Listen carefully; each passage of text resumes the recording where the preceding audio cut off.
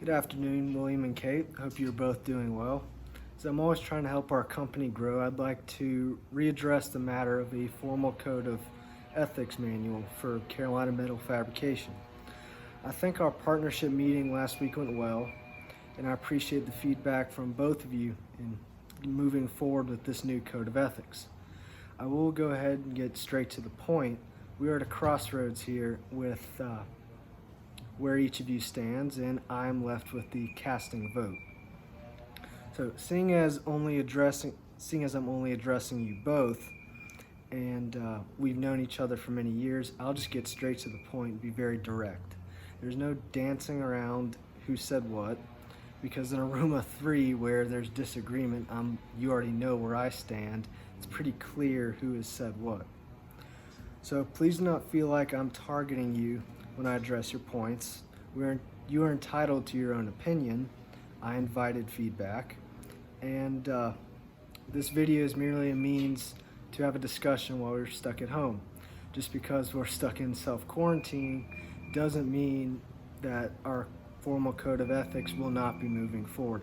Our company is always in our best interest, whether we're at home or not, whether we're at the office or stuck at home. So, moving forward, I'd like to be clear when I say this. We're going to have a formal code of ethics manual. That is a fact. I already outlined the reasons for the need of a transparent code in last week's memo, and I'd like to restate that it is in our best interest to have a transparent code of ethics for our current and new employees to abide by. That way there's no fuzziness, no disagreement about where we stand. This will help us stay out of trouble in the future. The next step in this process deals with how we present the code of ethics, whether that is based on Christian principles or not. So you both have already heard my petition for a biblical code of ethics. Likewise, Kate, you agree with my stance on a need for Christian ethics. That is not my vote yet. I'd like to address William's points as well. I invited feedback, and I credit you both for your hard work and taking the time out of your busy schedules to look into this matter. William, you provided me with an insightful article by Albert Z. Carr. William believes that a biblical code of ethics will put us at a commercial disadvantage and, in the long run, hurt our sales, profit, and growth. That is completely understandable in this secular day and age, and Carr does present an intriguing argument. So, Carr in Is Business Bluffing Ethical from the Harvard Business Review not only believes that our set of morals should be separate between business and our private lives, but he believes we should bluff in business, a practice that would very obviously be not acceptable in churches. So Carr notes, most bluffing in business must be regarded simply a game strategy, much like bluffing in poker, which does not reflect on the morality of the bluffer. He describes this practice of bluffing, stating, most executives from time to time are almost compelled, in the interest of their companies or themselves, to practice some form of deception by misstatements, concealment of pertinent facts, or exaggeration to persuade others to agree with them. Carr justifies this practice, saying violations of the ethical ideals of society are common in business, but they are not necessarily violations of business principles.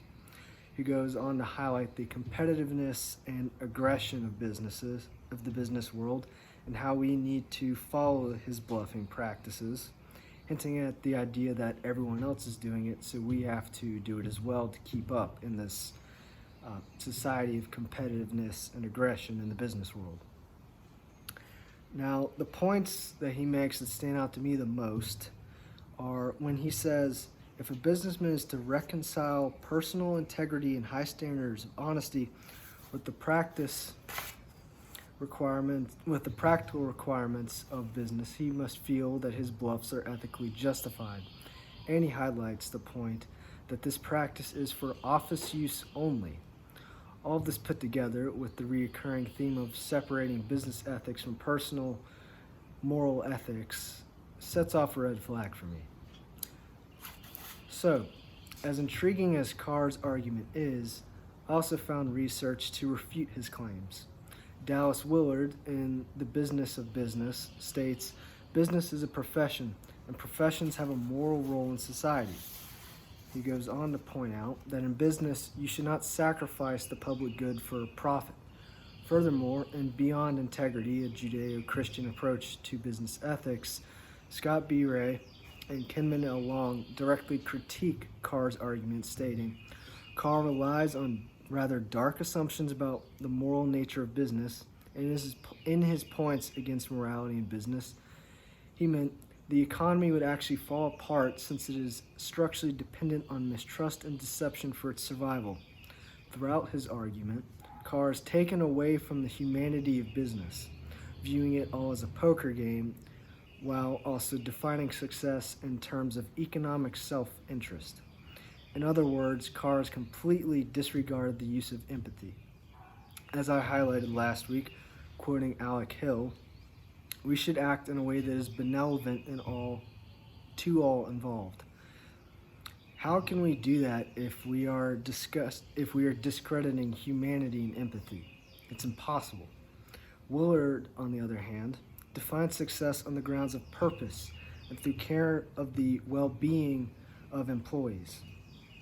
Now, whose points sound more appealing to current and future employees? Our purpose at CMF, in ethics and beyond, will focus on the well-being of all involved. So, though it should not surprise either of you two, my vote and final decision on this matter will focus on a Christian-based code of ethics manual. We will focus on Christian principles. I'm not going to pull from the Bible and say "thou shalt not" or to give a bunch of rules for everything, because the Bible is more than just a book of rules. It is open to interpretation, leaving room for the three of us to discuss our future ethical code and the items that will be in that manual. They will be Christian-based. Well, since it's open to interpretation, we can discuss as a group, the three of us, to figure out what will be in that manual. So, I do not believe our company's biblical ethics will put us at a commercial disadvantage in the marketplace. The majority of the marketplace is secular, and you're right, William, feeling skeptical toward my decision to move forward with a Christian-based formal code of ethics. Yet I encourage you to think of it this way. There are many Christians in the world, and my decision to support a Christian identity in our company will actually set us apart from the rest of the secular marketplace.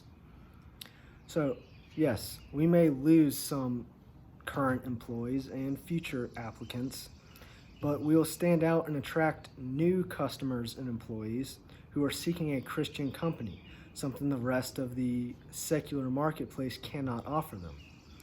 So, as always, I'm open to feedback, and together I know the three of us can create a Christian ethical code in the best interest of our company. Thank you, and have a nice weekend, and stay safe during the quarantine.